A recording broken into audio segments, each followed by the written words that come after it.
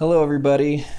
This is Jose, or I'm Jose. This is Logan, your favorite bucked up ambiguous duo. Well, I'm assuming. It could be Brad and Mike. I don't know. I assume it's us, but... It's because you're assumptive, and yeah, we are easily someone's favorite. Yeah, for sure. Today we're here to talk about adrenal fatigue, pretty much? Yeah, primarily adrenal fatigue and the myth of people thinking that you need to switch up your pre-workout when it stops working. Mm-hmm. You remember working at GNC? That happened to us all the time. Yeah, way back sure. in the day. And like, I just need to cycle onto a different pre-workout because mine isn't cutting it anymore. That's more likely than not has nothing to do with the actual pre-workout. At least if you're taking a good pre-workout, like Bucked Up or BAMF or something. Yeah, absolutely. Well, why don't we deep dive first into adrenal fatigue and kind of how one gets adrenal fatigue, what the side effects are, and then how we can overcome adrenal fatigue. For those of you who don't know, adrenals are responsible for quite a few things, but one of them would be they're the body's storehouse for energy. They also release adrenaline and cortisol, both in response to stress. Cortisol hangs out longer than adrenaline. Adrenaline's kind of like, the high you would get. It's the fight or flight response. But when that tapers off, cortisol still remains. It's like the person that hangs out at the party longer than you want them to after you've already tried to go to bed. Causing additional stress, anxiety. It can be catabolic.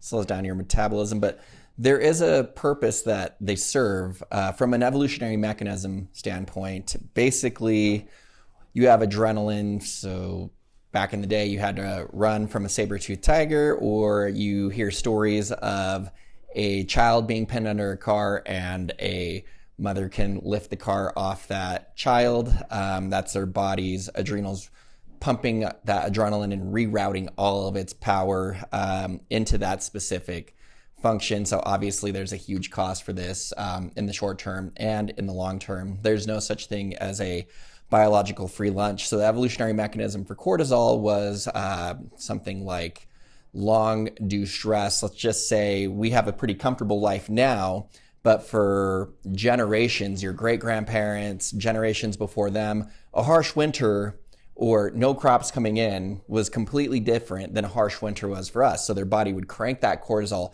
get maximum gas mileage out of every single calorie, all of the stored fat, bringing their metabolism down to a screech halt and switching into long-term survival. So if you're adrift at sea, lost in the woods, kidnapped by polygamists, I don't know, but it's going to be that. Sounds like a personal experience. Yeah, it's going to be that. It's going to be that cortisol spike that's going to help increase your chances of staying alive in those situations.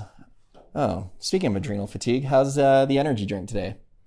It's helping with my adrenal fatigue. Yeah, that's a good... Temporarily. That's a good 300 milligrams of caffeine. I think that actually may increase your anxiety by triggering your fight or flight response. It should trigger my fight or flight response as well as my cortisol. Mm-hmm. So it'll help me survive all of, my other external issues. Internal issues, actually. Yeah. There's actually fight, flight. Personally, I'm a freezer because I think all of us in our age group are because of Jurassic Park. And when, you see the T-Rex, you're supposed to freeze. So I think that taught a whole generation of kids to just freeze.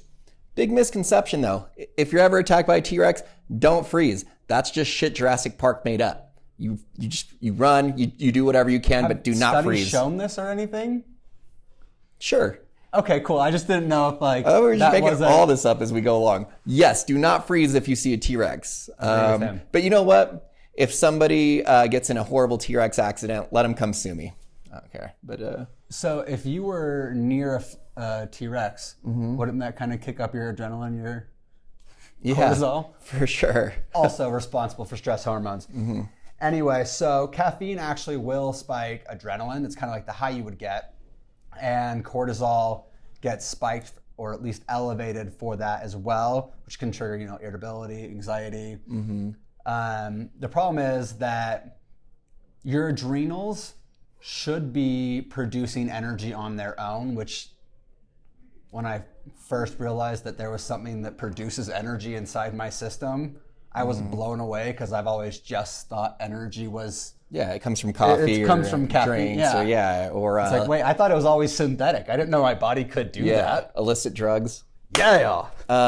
So For the win. Some signs that you may be suffering from adrenal fatigue: difficulty waking up in the morning, difficulty going to sleep, Needing energy drinks throughout the day, crashing, around 2 or 3 o'clock, increased irritability, inability to cope with stress in a healthy way. A lot of these are just signs of adrenal fatigue, and it's time to take action to restore your adrenals, which would lead to things like drinking more caffeine.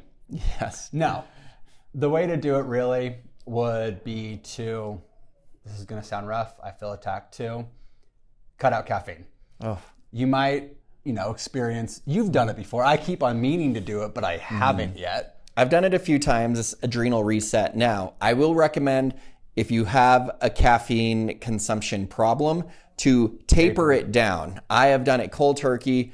I don't get migraines. I'm not one of those kinds of girls. I usually feel pretty good all the time. This is the first time in my life that I was getting pounding headaches and suffering from legit withdrawals, and I don't have an addictive personality, and this was the first time where I genuinely in my life felt like an addict. So the second time I did it, I did a week tapering down, and then I eventually went to 0, and it helped a lot. But you're gonna have a really rough week tapering down and a really rough week after that. But when you hit that day 14 to 17 mark, you're gonna start feeling amazing. Like he was saying, your body can actually produce its own energy. It's not impossible. I know it sounds impossible, but it's just highly improbable, but we can get you there. And the best way to get you there is, for example, let's say you've been taking Woke AF or BAMF, start off half scoop. Or switch to a bucked up. Or switch to a bucked up, yeah. And if you still, you can throw in the non-stim bucked up with your Woke AF, BAMF, or regular bucked up, like, just taper down slowly. And then for the duration of time when you're needing to stay away from caffeine in general, stick to the non-stim pre-workout.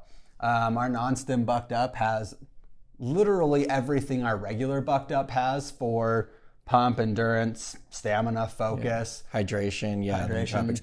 And you're still going to get the tingles. So being that you're classically conditioned to, I'm getting the tingles, I'm getting the focus, I'm getting the pump, that must mean I have this external energy. Your body's still going to react as if it's getting caffeine, which is going to be huge because it's going to have that same kind of ritualistic response. So you start getting the tingles. It's like Pavlov ringing the bells for his dogs, and you're going to start salivating. You know what I mean? Maybe not start salivating. Yeah. You're going to get in the zone. You're like, it's workout time. So trust me, do the switch. Your body is going to thank you for it in the long run. And little pro tip that helps a lot for that switch, if you really want to just kick it into gear, throw in some of the raw beta-alanine too, because it is the beta-alanines that's responsible for that itch. There's no way to ignore getting into your workout than intensifying the tingles. Like, it's not the caffeine that's going to do that. Right now we actually have 2 new flavors of non-stim bucked up. Oh, sweet. Yeah, strawberry kiwi and orange mango. Nice. So it's perfect in time for you to fix your adrenals. Yeah. Well, I mean, I think that pretty much sums it up. Yeah. Oh, we have a new blog. Oh, yeah. If you want to hear more, goes into a little bit more depth, check it out. A lot of T-Rex survival tips? No, but I can throw that in there. Yeah. Well, next week we'll come at you with a new blog on T-Rex survival tips.